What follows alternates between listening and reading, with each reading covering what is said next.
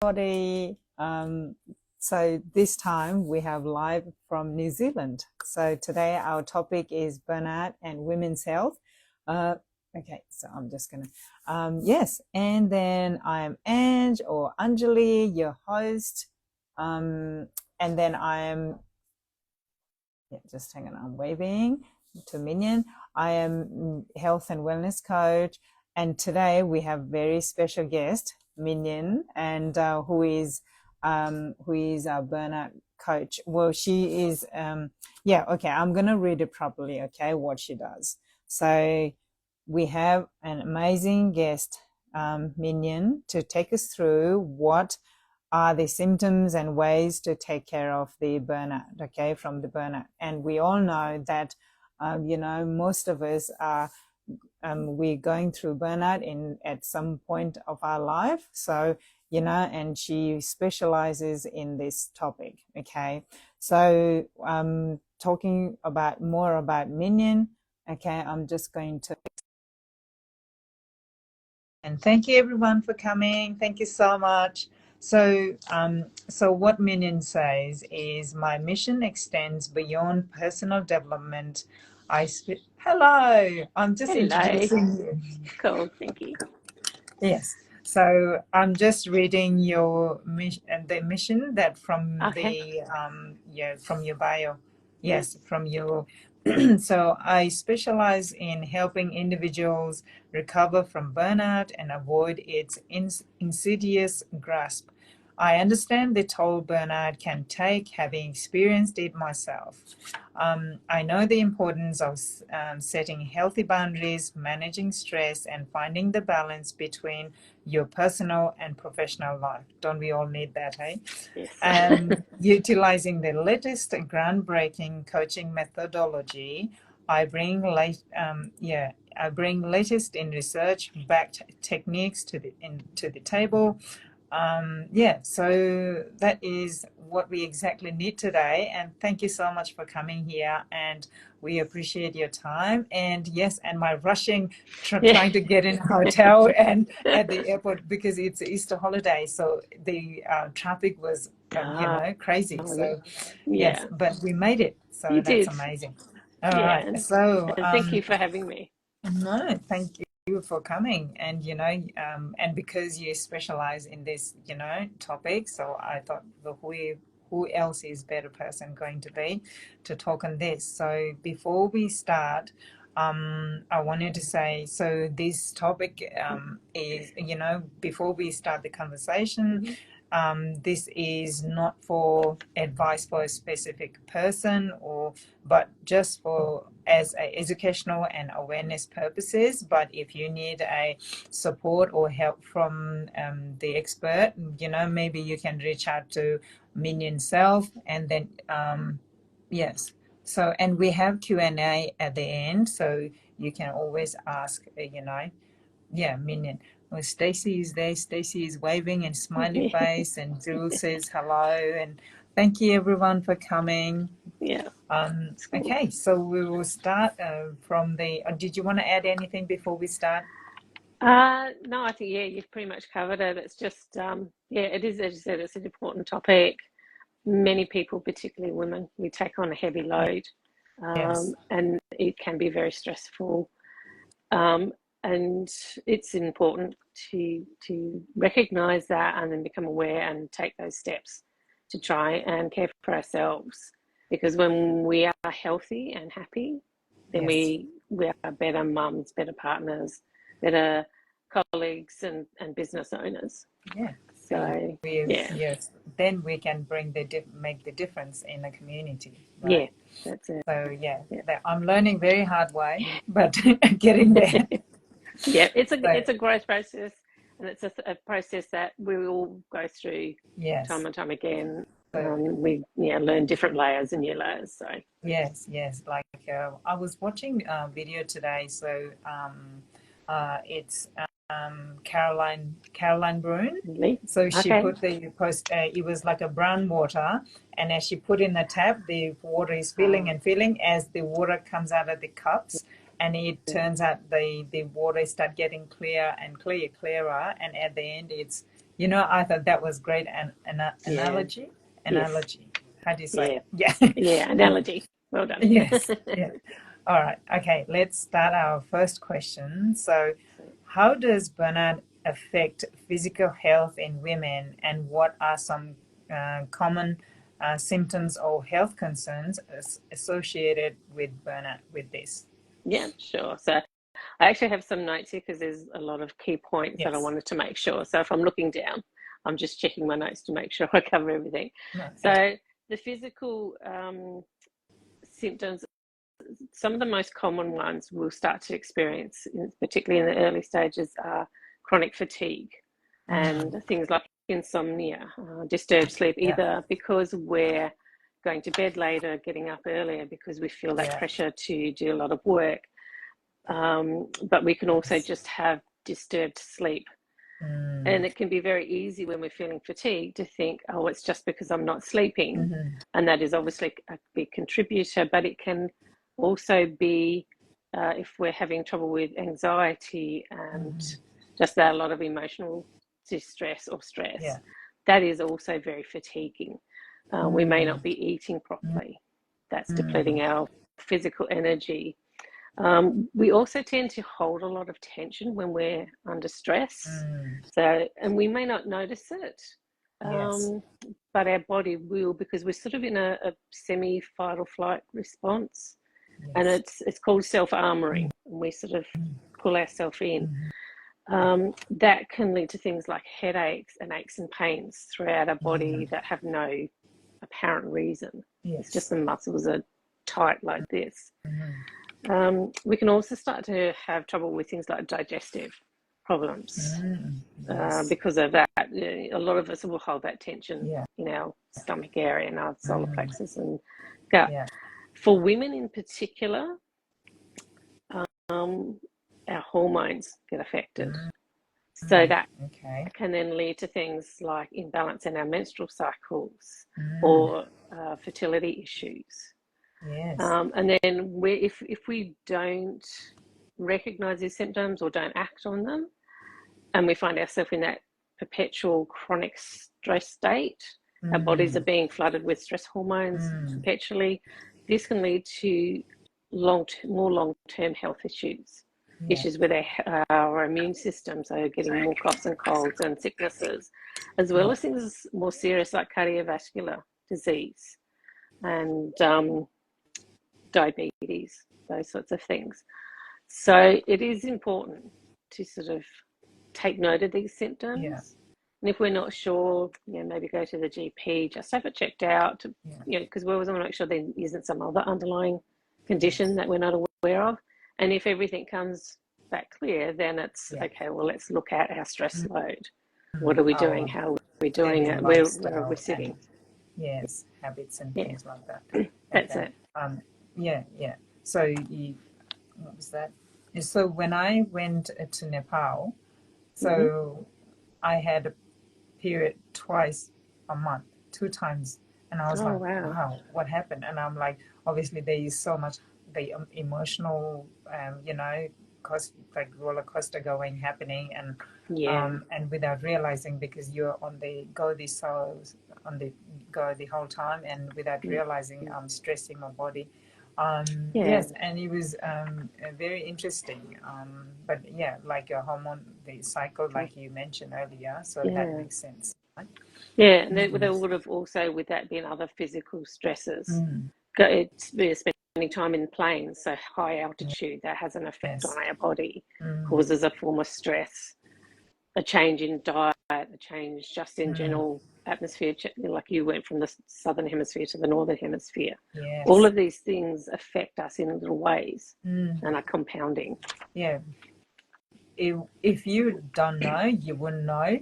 It's like, oh, but then once you Mm, start knowing, like educating yourself and being aware of all these things, and you're like, oh, maybe that's why, yeah, Yeah, that's it. that's cool. So, okay, so a few other reasons could be fatigue, insomnia, anxiety, like not eating properly, Mm, stress, and that could cause digestive issue, hormonal cycle for women's, and Yeah. cardiovascular. And what did you say after that? Cardiovascular. There's also hypertension and Oh, diabetes. oh yes, Um, hypertension. Yeah, yeah. and diabetes. Okay. So, okay, if you have just joined in, we have just covered the first question of what are the common symptoms and the health concern associated with the burnout. So, the number two question is, um, can you please discuss the emotional toll of burnout in women specifically, including how it may manifest in terms of mood, stress level, and emotional well-being? Sure. Overwhelm is probably one of the easiest symptoms because we recognize it more in Mm, ourselves. We can start to feel overwhelmed with the amount of work that we have to do and that mm, pressure of feeling like like there's 1,000 things to do and no time to mm, do them in, um, which can also lead to things like irritability mm. and mood swing. I And think a lot of triggering, times, yes. yeah, I With think a lot of me, I times, get triggered with these small things, yeah, and my that's husband says, it. "Okay, I think it's time for you to rest." Yes, Yes, that's we both have realized that my one of my the symptom is mm-hmm. the I start getting triggered with the little Yeah, things when he says yeah, something little, and yeah, I would get, snappy or something like that. So yeah, he would say, "Okay, dear, time to lie down and time to have a break from your social media." yeah. And yes, so that's the big one for me. Yeah, Yes. that's awesome, and that awareness is so key. Mm, When we're aware of our triggers and what's going on and why we're yes. feeling the way we are, then we can take the action. And it's awesome that you have a partner who's on board with this and can also help you because sometimes we don't see it ourselves Mm, because we're caught up in the mm, middle of it. yes. So to have someone else there, and it can also be too easy a lot of times for us to think, oh well, like it's just my emotions, or it's Mm, getting to that time of the month, mhm. so I'm just a little bit irritable. And again, they can all be contributing factors, but it can also be, or more primarily, because we're Yes. feeling overworked and overstressed, and we haven't um, taken that time to care for ourselves Hmm. because we've gotten into a loop of Yeah. thinking like there's always things to do. I have to do them Mm. all. Yes. Um, Yeah. so Last week, yeah, yeah, I was just going to mention last week, when we had a live with Stacy, yeah, and she, taught us about how our mood swing and all those things, like everything depends on our cycle. yeah, So, as well as all those things, and she taught us about the how to do the movement as well as eating and all those things. yeah, But yeah, if we know all those things all together, and as well as the other side of, like the burnout symptoms, like we yeah. can all mix together and then, yeah, educate ourselves and, So, yeah, learn yeah, and I better. think Do that's that. where maybe taking that step of keeping track, like there's apps that we can get now, or you can just get a notebook to keep Mm, track of our cycles mm, and to write down how we generally feel, what else is going on in our mm, life at the time. Because then because we all have those seasons where the stress is high for some reason because something mm, else is going on, where buying a home or moving or doing mm, something else is happening. So we can, if we find ourselves feeling more irritable, for example, we can look at our records and think, okay, it is higher than normal, mm. but I've got these other things going on. It's only going to be a short time. Yeah. But if there's no real reason, Mm, or if there doesn't seem to be an outside contributing factor, then we can mm, start to say, okay, well, what else is going on? mm, Because I'm not normally this moody at this mm. phase of the cycle. Yeah. Um, so it's just sort of taking those steps to educate ourselves, become aware, um, and to look at what our coping strategies are. Are Mm, we spending more time on social media? mm, That's an indicator that we're struggling. For me, in the early stages, I was going through a period where I had like multiple high stress events happening literally on mm, top of one another. mm, Um, and there's a game called Bejeweled, which is just a very simple, if anyone has played Candy Crush, they might be more familiar with that. Similar sort of thing. It's just a really mind-numbing game where you just got to connect. And it's like colour. It's colourful. It's a no-brainer thing that you just sit there and do. Yeah, like a fruit ninja, you just slice all the fruits. It's there. And I was finding, come the end of the day, I could push through. Yes. And I mean, I was aware of what was going on, even though this was sort of in the early stages and I hadn't done a lot of this work yet. But I understood that I had multiple high stress events. I was feeling stressed and out of control of a lot of things. I gave myself permission for like the last half hour of my day before I had to go and cook tea, just to sit there and play this game. And it was my way of decompressing. So if we're doing that in a controlled way, that's okay, particularly if it's only for a season. What we want to look for is, are we doing these things ongoing, long term? And instead of doing it, say, setting a timer, we're doing it at 11 o'clock at night instead of going to bed because we're so stressed and we can't sleep. It can lead to things like anxiety and depression, and they're obviously things that we really need to look at and be mindful of and take action on, because the longer they go on, we can find ourselves then feeling like our self-esteem and self-worth and those sorts of things start to deplete, because we start to fear that we're failing in life, failing as a parent or as a partner, as a business owner or what have you. And that then becomes this vicious downward spiral. A cycle, compounds on itself. Yeah, that happened to me just before I went to Nepal. I was starting to go on that loop, but then because I was constantly thinking if I should go back home or how am I going to emotionally cope with that, and constantly thinking, and then that must be giving me the stress. But then and once I took action towards it, that decided to go home, and it just went. So, but being able to recognize it and take action is another thing as well, isn't it? That's it. Yes.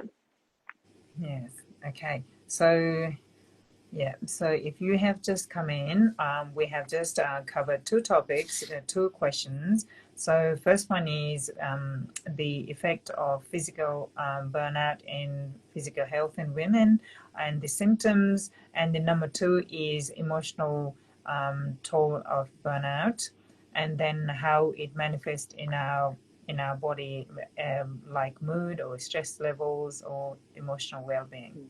So, and the our number three question is now, how does burnout impact mental health in women, particularly in terms of anxiety, depression, and cognitive functioning? I think we slightly touched on this already. Cognitive, I can't say this word. Cognitive functioning. Yes. Yeah. I think the main thing is just a little bit to add to that is, one, the stress from if we're going into burnout can exaggerate and heighten anxiety and depression. Yes. We can start to struggle with things like brain fog because the stress hormones, if your sympathetic or flight and fight response is kicking in, the prefrontal lobe starts to shut down. You can have, it's like a functional phase where it's not fully locked into the fight or flight, so you're still able to function, but it's still there, and it diminishes, all those stress hormones diminish our ability to think clearly and to think creatively. So we start to experience what we describe as brain fog or difficulty concentrating. One key thing to note is when we do anything we do, every minute of the day, we're creating memories. And that's a chemical process in the brain where proteins are laid down to create the neural pathways and what have you. Now, ideally, they're sort of laid out all nicely. If there's stress hormones present, though, so like your cortisol and adrenaline and stuff, they actually distort the proteins, which is why then when you go through high stress events, when you look back, it's it's difficult to remember things depending on the degree of the stress and the duration. For example, when my son was 10, his father had to go in for emergency double bypass surgery. And we were just talking about this the other day, and we worked out he basically is missing roughly 3 years either side of that time period. He has fragments of memory. So but it's like, you can only remember a few from here and there. just little bits Very from that time interesting. period. It's like, I can remember I did this thing, but I don't remember what house we were living in or what town we were living in. Yeah, it's very similar to trauma, you know. It's like when that happened, you remember certain things, but then, oh, I wonder what happened after that. I can't remember. It's almost like you blanked out. And that's the stress hormones creating these malformed memory pathways. It's very Dr. interesting. Carol, if for anyone who's interested in knowing more about that, Dr. Caroline Leaf specialises in this, like how memories are formed and all that sort of stuff. So she's a great person to look up. Yeah, we will put it in the content about that one. Awesome. Thank you. So the key point. So what? Okay, the Dr. Caroline Leaf, and then I just can't remember the key point you just said. Just that it's all right. Just that it can heighten anxiety and depression, and we can start to experience things like brain fog and concentration. It can also sort of start to feel things like hopelessness and helplessness, which can start to lead into things like feeling distance, because we tend to pull back and hide. So we can start to feel disconnected from people rather than reaching out, particularly if we feel a bit unsafe. Asking for help. That's it. Awesome. Okay, now we're going to go to number 5 questions. It sounds like I'm like very regimented. 1, 2, 3, 4, 5. It's so good. It's good to keep track. Yes. No. So number 5, we're going to talk about.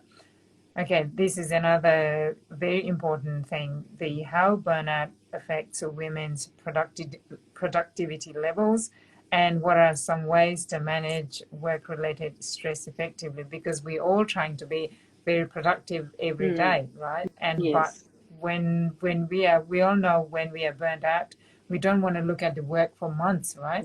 So how do we prevent that? And how does it affect? So please let us know. So I think the first thing to look at with work-related stuff, whether you're working for someone or you're a stay-at-home parent who has the home to manage and children and those sort of things, or you're self-employed or working in a family business sort of scenario, first thing you need to look at is, what are your own needs? Like we all have primary needs like food and rest and all those sorts of things, but we also can have secondary needs that are just specific for ourselves, of how we like to be treated, how we like to be spoken to, those sorts of things. So understanding what your needs are, and then being able to communicate those effectively, and using things like I statements. So rather than, because that comes across more as, this is what I need to feel safe, validated, worthy, valued, all those sorts of things, as opposed to, you always give me too much to do. That's sort of more accusatory. And that doesn't come across very well, particularly if you're in paid employment. Managers and bosses get a little bit irritated when we try to tell them how to do their job. So understanding your needs, because they lead to understanding what your barriers are. Sorry, not your barriers, your boundaries. And boundaries, I think it's important to just point out too, boundaries are what we have with ourselves. So what we will tolerate. And then what we will do. So for example, if we were in a work environment whereby we feel our boundaries and our needs are not being met, then what are we going to do about that? Are we going to tolerate it? Or are we going to say, okay, well, this work environment is like, I've spoken to my manager, they're not addressing the situation. I'm going to find another work or another job. That would be a self-care move that helps, because otherwise you're just stuck in that cycle. Yes. You're not helping yourself, you're not helping the employer in the end either, Yes. because I think, well, you'll tolerate it. Yes. And you're like, I've been there and done that and put up with things that I really shouldn't have. Learning to delegate tasks, particularly, and this is a big one if you have your own business. Yes. Because again, as women, we have a tendency, there's been a lot of programming throughout history of certain roles being for women and our responsibility. So, and I know this is something I've sort of complained about in my own life. It's like you go, like mum is on duty 24/7. Yes. If someone's sick, she's the one that gets up very often. If you go on holidays, everyone else is sitting around having a good time. You're still cooking meals and making sure everyone's got clothes and all the rest of it. We can feel like we're on all the time rather than having that break ourselves. Yeah. So with me being able to accept from my husband, it's like vice versa for me. He would, he would say, okay, I'm here, you do whatever you need to do.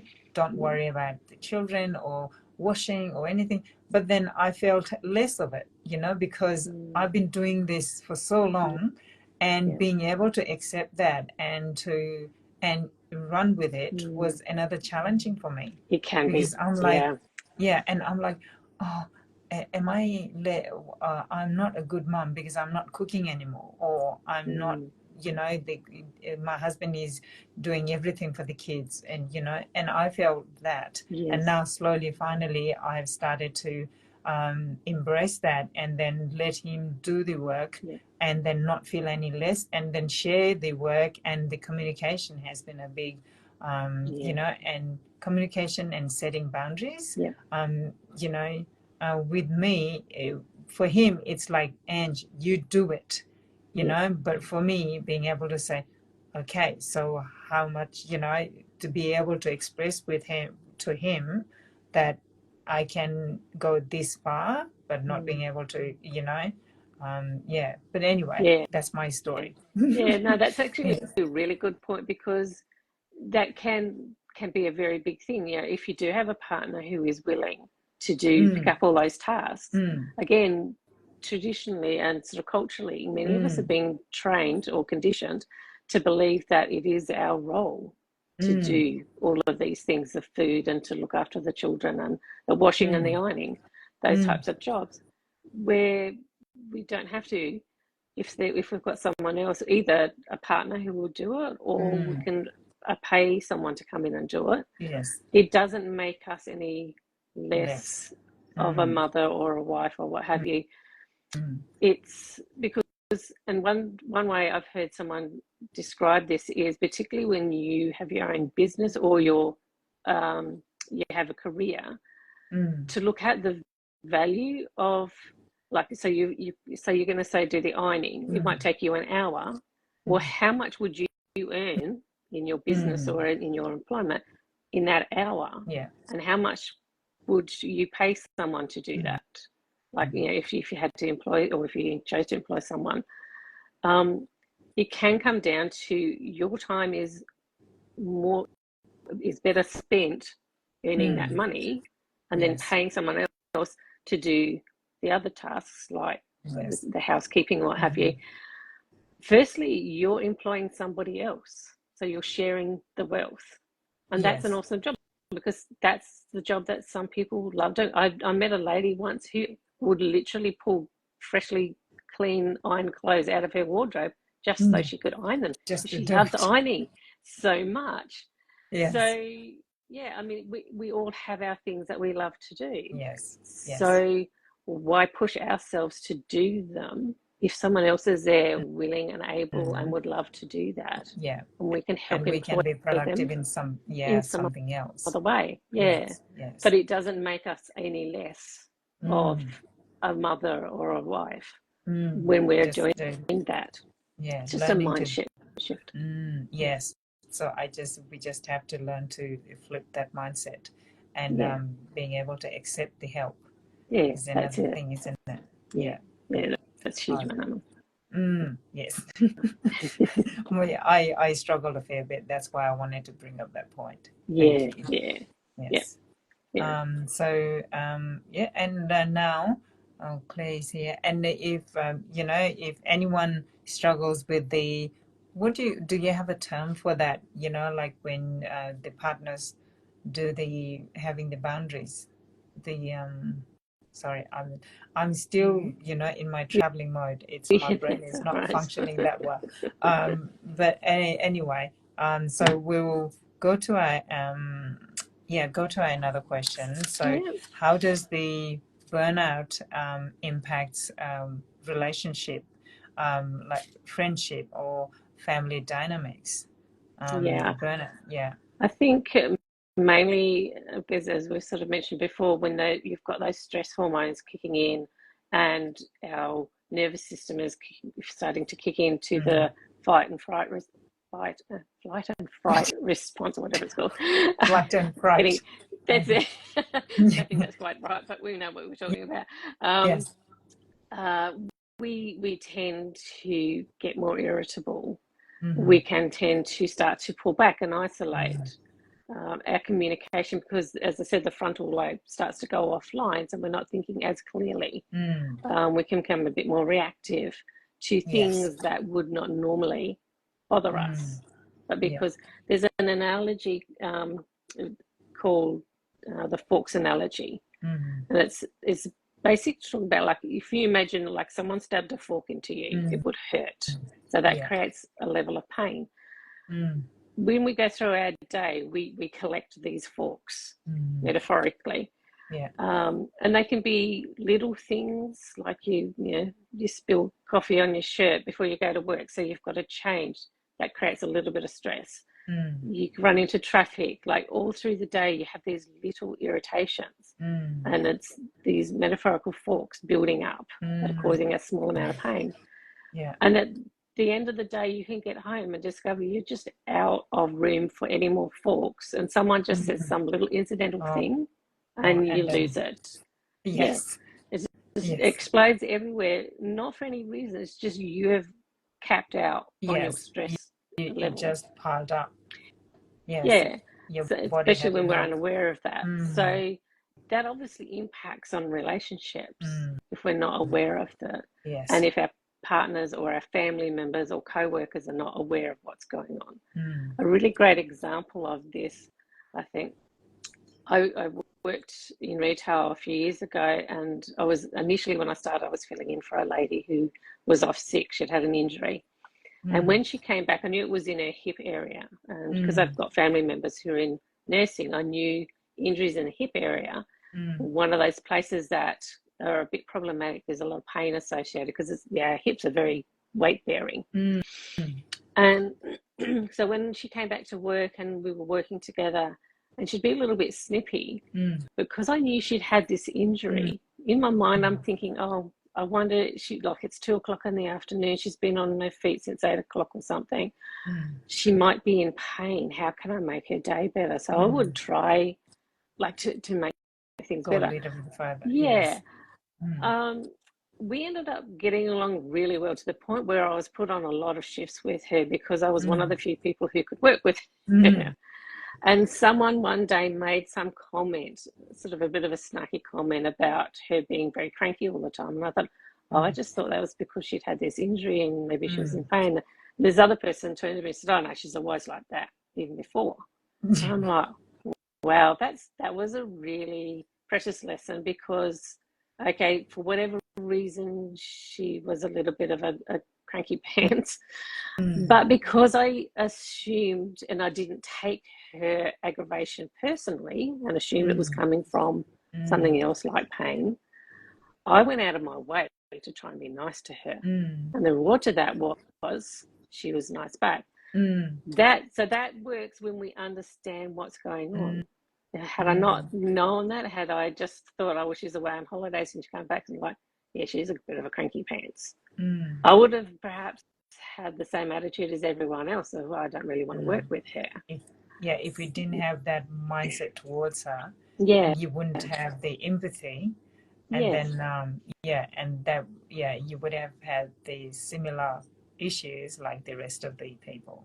yeah. Yes. So, but that sort of all comes down to with communications. When Mm, people don't understand what we're experiencing and mm, what we're dealing with or struggling with, mm, then when we're cranky or cancelling, coffee dates or mm. um, just sort of isolating ourselves, they're looking at it thinking, well, what's wrong with them? Do they not like me, or Mm, they're in a mood or mm, whatever? They can be confused, I mm. guess. Yes. And so it just exacerbates, because then they might get cranky or stop Mm, inviting us out for a coffee date, yeah.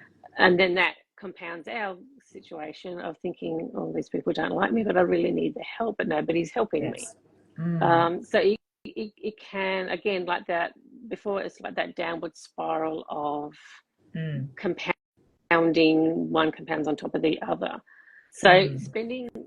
doing prioritizing communication and time with your family is important, or your Yeah. loved ones. Mm. Taking that time to try and explain to them what's going on for you. Yes. So like, I'm How are you feeling really feeling? stressed, and I Yes. feel like I've got all of this stuff to Mm, do. I'm struggling mm, to cope. mm. Um, which Yes. can lead back into the whole, even like that was for work, but delegating, Yeah. getting, like Yes. for family members, Mm, saying mm, like, I can't do all of this. Can someone else mm, do the dishes? Can mm. someone else cook a couple of nights a Yes. week?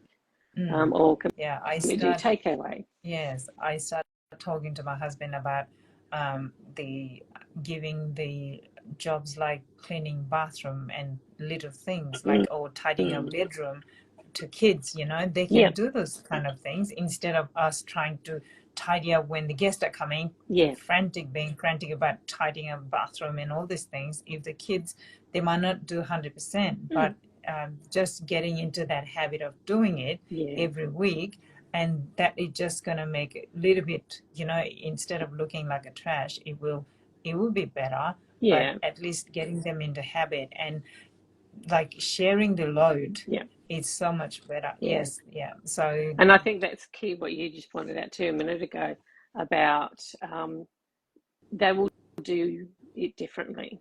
So if you're yes. asking someone else to clean the bathrooms or to tidy up a room, they Mm, will do it differently. And particularly if it's children, mm, it's not going to be the way you would do no. it. And in your mind, you might be looking at it thinking, this is still messy. Mm, But it's like, that's okay. It mm, doesn't have to be. We that's okay. put a lot of extra pressure on ourselves Yes. to present in a certain way, especially for Mm, guests and that sort of stuff. Um, I really admire people who you can walk into their home and like it's a bit messy, and they're like, whatever, we live here. Like if you don't like it, yes. that's a you It's problem. house. It's our Yeah, house. that's Yes. it. Yes. Um, yeah, like my mother-in-law's home looked like a photographer could have come in and Yes. taken photos for a magazine. Yeah. That's how she kept it. That's a lot of pressure to Mm. keep your Yeah, home, yes, I particularly used if to you've do got that. children. Yeah, because we worked on a private boat ride. We used to Mm. clean everything with the cotton buds. And Oh, when we really? first got off the boat, and Yeah. I'm like cleaning the walls every time, wiping the walls. And, I Mm. was then after I had two kids and family, and I'm like, that's it. No more. Yeah, and especially when I start working, and I'm like, okay, what is more important? And then trying to, make it. I do make a list, but sometimes it does get to, like you Mm. said, as the, my fork, Yeah. every step gets higher and higher, and I start getting more triggered. Yeah. So that, because now I have figured out what is the, I get very, like snappy, and I get very touchy about little things. So that is Yeah. the trigger. So Yeah. once I start getting that, I you know have a rest. Mm. And if anyone wants to add their trigger, what triggers you, what Mm. just write it down. Yeah. Okay. um Yeah, and I think okay, so we just talked about the family dynamics, the effect of burnout in family dynamics, women's relationship, our relationship, Mm. partnership, and the friendships. And so you know, because you specialize in this topic, so what are the resources you would recommend for us women Hmm. to go through this? Okay, so I think firstly to assess just for yourself where you feel you're at.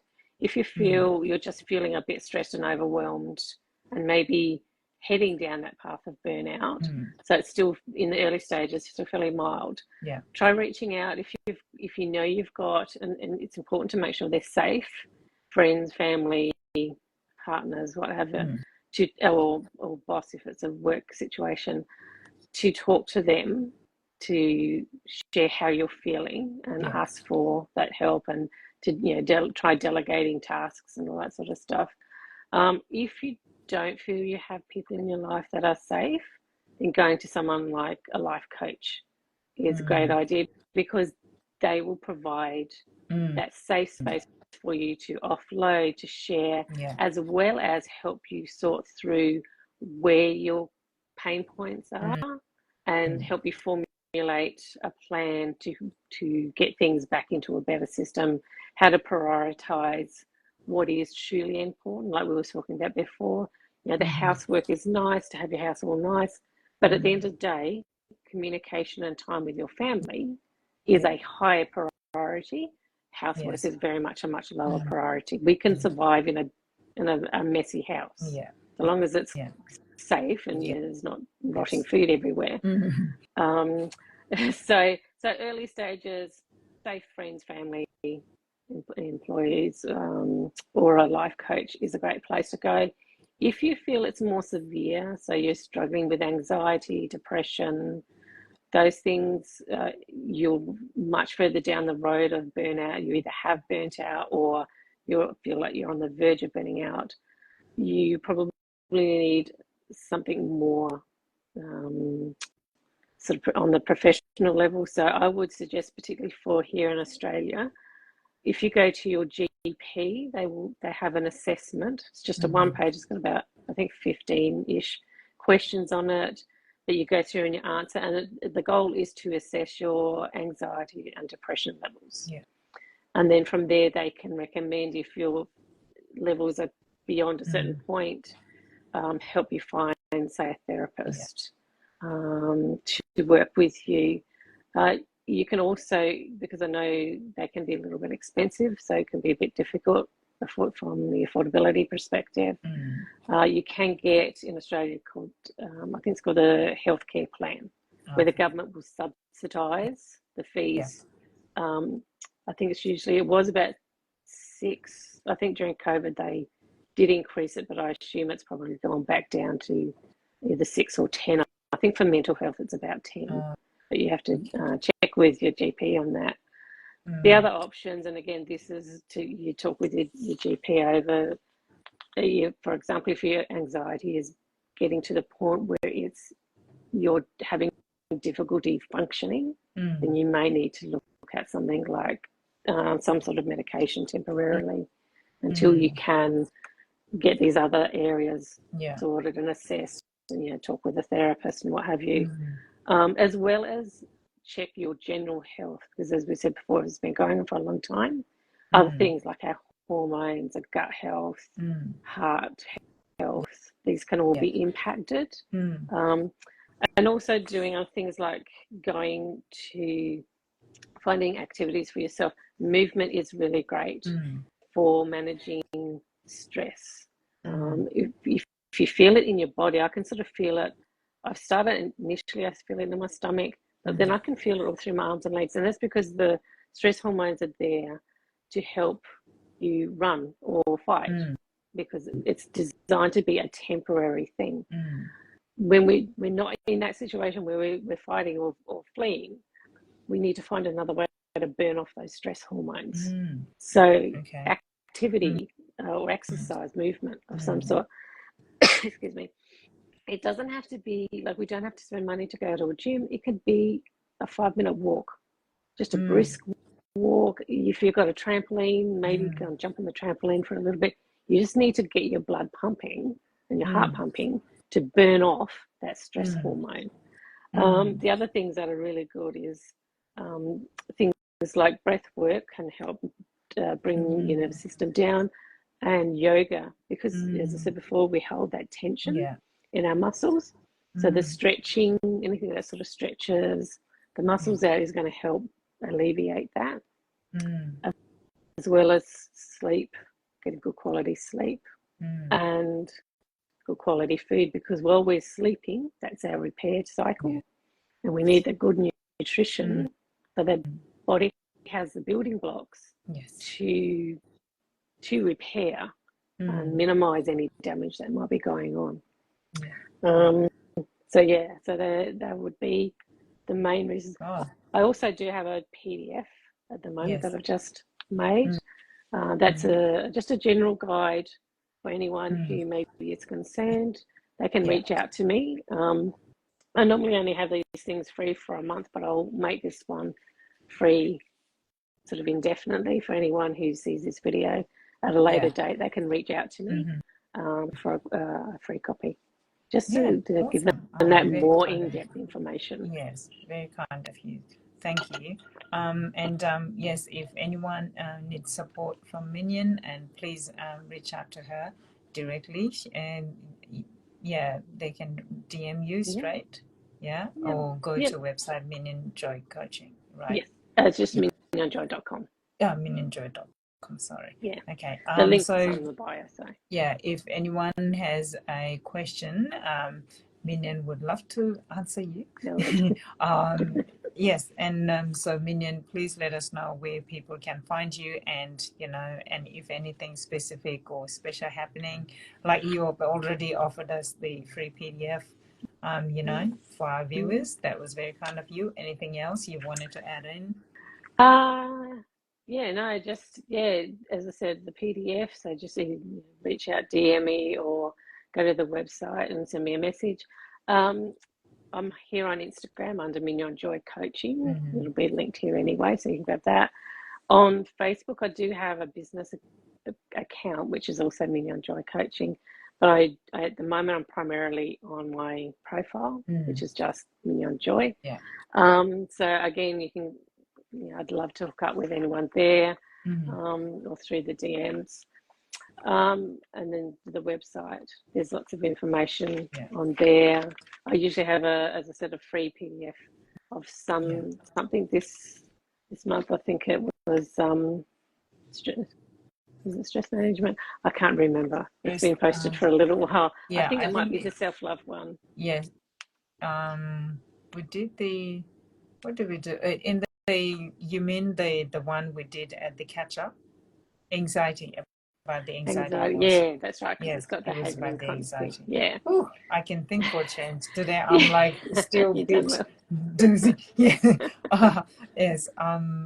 Okay. So if anyone would like to reach out to Mignon later on, please get in touch. And thank you so much, everyone, for coming here today. Sorry, I'm been a bit, I don't know, up since really early, and I tried to, I thought it would be so exciting to, do live from here, and we rushed, and you did well. Thank you so much. Yeah, thank you, Mignon, for coming, and you're welcome. again, providing us all the amazing information that you have given us, I'll see you soon. Have a good time in New Zealand. Will do. Thank you, everyone. Bye. All right, thank you. See ya. Bye. Bye.